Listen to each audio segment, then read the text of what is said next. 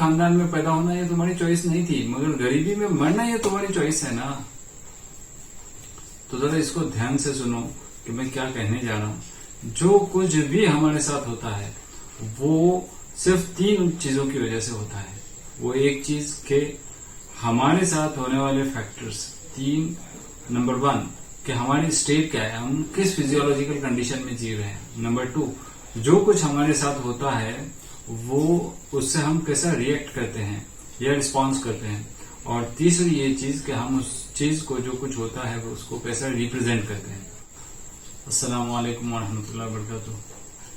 आज मैं आपके सामने बहुत ही इम्पोर्टेंट जिंदगी में काम आने वाली बात करने जा रहा हूँ। बहुत ही ध्यान से सुनो और उस पर अमल करने की कोशिश करो। और अगर आप इस चैनल पे नए होंगे तो प्लीज सब्सक्राइब करो और बेल आइकन का बटन दबाओ ताकि तुमको नए वीडियो का नोटिफिकेशन आते रहे। अब जो मैं बात करने जा रहा हूँ वो ये है कि हमारे साथ जो कुछ भी होता है ना, वो हम जो अपने माइंड को रिप्रेजेंट करते हैं, हम हमारे माइंड को भेजते हैं, यानी हम जो फील करते हैं वैसे ही हमारे साथ होता है। फॉर एग्जाम्पल मैं आपको बता दूं कि ऐसा क्यों होता है कि कुछ लोगों के पास बहुत मालो दौलत रहती है मगर वो मिजरेबल सिचुएशन में रहते हैं। बहुत सारे रिसोर्सेज होने के बावजूद भी वो अपने आप को समझ नहीं पाते, हैप्पी नहीं रहते। और कुछ लोगों के पास कुछ भी नहीं रहता है फिर भी वो लोग बहुत अच्छे रहते हैं। और कुछ लोग ऐसा क्यों होता है कि सक्सेसफुल हो जाते हैं और कुछ लोग ऐसा क्यों होता है कि फेल्योर हो जाते हैं।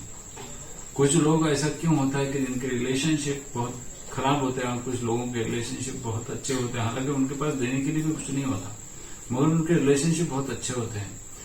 क्यों ऐसा होता है कि अल्लाह ताला ने सबको एक जैसे ही पैदा किया, माँ की कोख से ही जन्म दिया, तो अल्लाह ताला के बेइंसाफ है कि वो एक को बहुत ज्यादा अमीर बनाएगा, प्रेस्टीज देगा, पैसा देगा और हमेशा के लिए खुश रखेगा, सिक्योर फील कराएगा, और दूसरे को मिजरेबल सिचुएशन में रहेगा, इनसिक्योरिटी रहेगा, अमन नहीं रहेगा, शांति नहीं रहेगी उसके लाइफ में और पैसा भी नहीं रहेगा। ऐसा अल्लाह ताला नहीं करता है।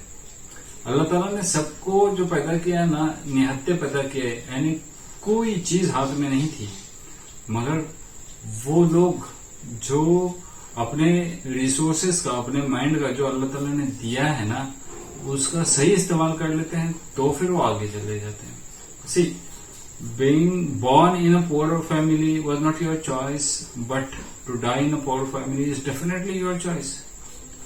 यानी कि गरीब खानदान में पैदा होना ये तुम्हारी चॉइस नहीं थी, मगर गरीबी में मरना ये तुम्हारी चॉइस है ना।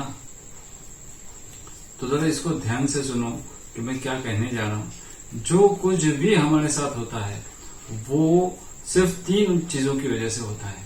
वो एक चीज के हमारे साथ होने वाले फैक्टर्स 3, नंबर 1 कि हमारी स्टेट क्या है, हम किस फिजियोलॉजिकल कंडीशन में जी रहे हैं। नंबर 2 जो कुछ हमारे साथ होता है वो उससे हम कैसा रिएक्ट करते हैं या रिस्पॉन्स करते हैं।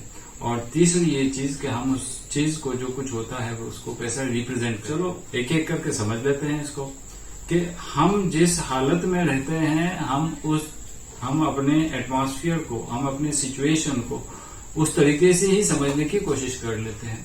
हमारी हालत कभी अच्छी होती है, कभी बुरी होती है, कभी हमारी फिजियोलॉजिकल कंडीशन अच्छी होती है, कभी हेल्थ अच्छी होती है, कभी इमोशन अच्छा होता है, कभी इमोशन अच्छा नहीं होता है, कभी हेल्थ अच्छी होती है, कभी हेल्थ अच्छी नहीं होती है। हम कभी वरीज में रहते हैं, कभी बहुत हैप्पी रहते हैं, रिजॉइस रहते हैं। ये सब स्टेट है, मेंटल स्टेट है। कभी कभी हमारा सर दर्द होता है, पैर दर्द होता है, पेट दर्द होता है, और उस वक्त जो हमारी हालत होती है चिड़चिड़ापन की, ये एक स्टेट है। देखो, हमारे माइंड और बॉडी कुछ सेपरेट नहीं है, हम उसको सेपरेट नहीं कर सकते। माइंड है ना डिपेंड अपॉन बॉडी और बॉडी डिपेंड अपॉन माइंड है। तो हमारी जो स्टेट होती है ना, वैसा उसको एक एग्जांपल के जरिए समझ लेते हैं। देखो, अगर एक बच्चा है, एक पेरेंट है और उसका एक बच्चा है, तो एक पेरेंट है जो कुछ काम कर रहा है, उसको असाइनमेंट है, उसका एक टारगेट है कि इस वीक में वो असाइनमेंट कंप्लीट करने का है और वो बहुत बिजी है अपने काम में। उतने में उसका एक बच्चा आ जाता है और उसको भी बहुत इंपॉर्टेंट उसकी समझ के हिसाब से उसका काम रहता है।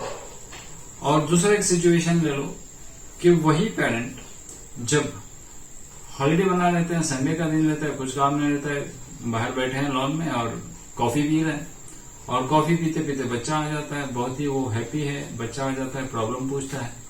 और फिर जब वो प्रॉब्लम पूछता है तो मैं आपसे ये पूछता हूं कि दोनों कंडीशन में क्या वो पेरेंट, क्या वो वालिद या वालिदैन उस बच्चे को जो आंसर देंगे वो सिमिलर रहेगा या डिफरेंट रहेगा?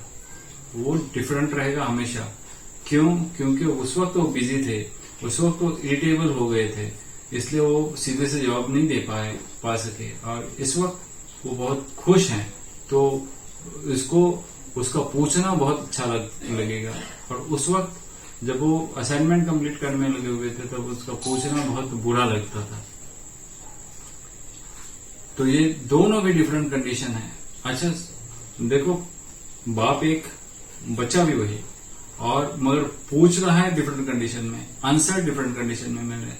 तो इसका मतलब ये होता है कि हम जो कुछ करते हैं वो उसका एक्चुअली हम जो रिप्रेजेंट करते हैं अपने आप को, वो डिपेंड रहता है हमारे स्टेट पे, हमारे कंडीशन पे। तो दूसरी बात मैं ये कह रहा हूं कि जब कोई हमारे साथ कुछ अगर गलत व्यवहार कर लेता है तो हमारा रिएक्शन क्या रहता है, या तो हम रिस्पॉन्स करते हैं। समझो, एक एग्जाम्पल के जरिए मैं बताता हूँ। मैंने जो ये कहा कि जो कुछ हम करते हैं, एक तो स्टेट, हमारी मेंटल या फिजिकल स्टेट जो रहती है उसके ऊपर डिपेंड रहता है। नंबर 2, हमारा रिएक्ट करना किसी सिचुएशन को, उसके ऊपर डिपेंड रहता है कि हम कैसे रिप्रेजेंट करते हैं अपने आप को, उसके ऊपर डिपेंड रहता है कि हम कैसे रिएक्ट करते हैं। फॉर एग्जाम्पल, इसको हम समझ में लेते हैं कि एक सिचुएशन है, समझ लो कि एक आदमी है जो पहचान का भी है और दोस्तों में से भी है, पुराने दोस्तों में से या थोड़े से दूर के रिश्ते वाले दोस्तों में से है। तो वो कभी आता है और उसका कुछ मिसअंडरस्टैंडिंग होता है और फिर वो तुमको एब्यूजिव लैंग्वेज यूज करना शुरू कर देता है। अब उसने एब्यूजिव लैंग्वेज शुरू कर दिया यूज करना। अब तुम उसको रिस्पॉन्ड करोगे या रिएक्ट करोगे, तुम्हारा चॉइस रहेगा कि नहीं।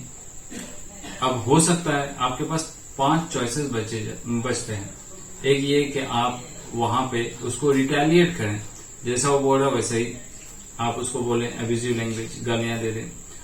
या तो फिर आप ऐसा कर सकते हैं कि उस वक्त आप वो जो बोल रहा है उससे ज्यादा बढ़ करके गालियां दें, ये भी आपकी चॉइस हो सकती है। या तो ये भी हो सकता है कि आप उस वक्त चुप बैठ सकते हैं और वहां से टर्न अवे हो सकते हैं, निकल सकते हैं वहां से। या तो ये भी हो सकता है आप उसको समझाने की कोशिश कर सकते हैं, और या आप एम्पैथिक फील कर सकते हैं उसके बारे में, ये भी हो सकता है। और बहुत ही अच्छा जो हो सकता है वो ये कि आप उसको टर्न अवे होकर अल्लाह ताला से दुआएं करेंगे ब्लेसिंग के लिए कि अल्लाह उसको नेक हिदायत दे दे। ये सबसे बड़ी बात है। अब और तरह से भी हो सकते हैं कि तुम उसको माफ कर सकते हो या तो दिल में हर्ट फील कर सकते हो, ये भी है, हो सकता है। अब ये सारे चॉइसेस तुम्हारे हैं। अब तुम क्या करते हो, सिचुएशन तो एक ही है, मगर जैसा तुम सोचोगे, जैसा तुम करोगे, जैसा तुम सोचोगे वैसा ही करोगे। अब उस पर्सन के बारे में जैसा तुम सोचोगे वैसा करोगे। अगर वो पर्सन के बारे में तुमने हमेशा ये सोचना शुरू कर दिया कि ये बड़ा निगेटिव आदमी है, ये हमेशा ऐसे ही करता है, ये मुझसे जीलस है, तो आप क्या करोगे, उसको रिटेलिएट करोगे, आप उसको वैसे ही गालियां दोगे, मगर आप उसको दुआएं नहीं दोगे और आप अपने आप में जलते रहोगे, हर्ट फील करते रहोगे, हैट्रेड आपके अंदर आ जाएगा। दूसरी बात, आप अगर उसके बारे में पॉजिटिव सोचने लगे तो, अगर ये सोचने लगे तो कि ये जो आदमी है ना, ये बहुत ही अच्छा दोस्त है मेरा, मगर आज शायद उसको कुछ तो प्रॉब्लम रहेगा, इसकी वजह से है ना वो आज मेरे से अनॉयड है, नाराज है, और उसकी वजह से उसने कुछ लैंग्वेज अच्छी यूज नहीं किया है। ये भी हो सकता है। ये भी हो सकता है कि उसको मेरे बारे में कुछ तो मिसअंडरस्टैंडिंग हो गई है, इसकी वजह से वो आज कुछ ऐसी बातें बहकी कर रहा है। हो सकता है कि ये बाद में थोड़ी देर के बाद शांत हो जाए, इसलिए अभी मैं उसको कुछ नहीं कहता। ये बेहतर है कि मैं चुप बैठूं, और मैं अगर वो प्रॉब्लम में है तो ये मेरा काम बनता है कि उसका जो गुस्सा ठंडा हो जाए तब जाऊं, उसको मिलूं, उसको प्रॉब्लम पूछूं और उसको सॉल्व करने में उसकी मदद करूं। ये उसके बारे में सारी चीजें पॉजिटिव हम जब सोचने लगते हैं तब अपने दिमाग को हम रिप्रेजेंट करते हैं, हम अपने दिमाग में भेजने लगते हैं, हम पॉजिटिव वाइब्रेशंस भेजने लगते हैं, तो हमारी दुश्मनी दोस्ती में बदल जाती है, हमारा हेट्रेड लव में बदल जाता है। इसलिए जो कुछ हमारे साथ होता है ना, उसके जिम्मेदार 90% जिम्मेदारी हम है, उसके जिम्मेदार हम हैं। और जो कुछ हमारे साथ होता है उसके 10% जिम्मेदार लोग होते हैं, एटमॉस्फेयर होता है, क्लाइमेट होता है, नेचर होता है। मगर 90% आपको एक्सेप्ट करना पड़ेगा। ये 7 हैबिट्स ऑफ इफेक्टिव पीपल में ये दिया हुआ है कि 90% what you do is because of your hands, and 90% of what happens with you is because you are responsible for it, and 10% only the outside factors are responsible.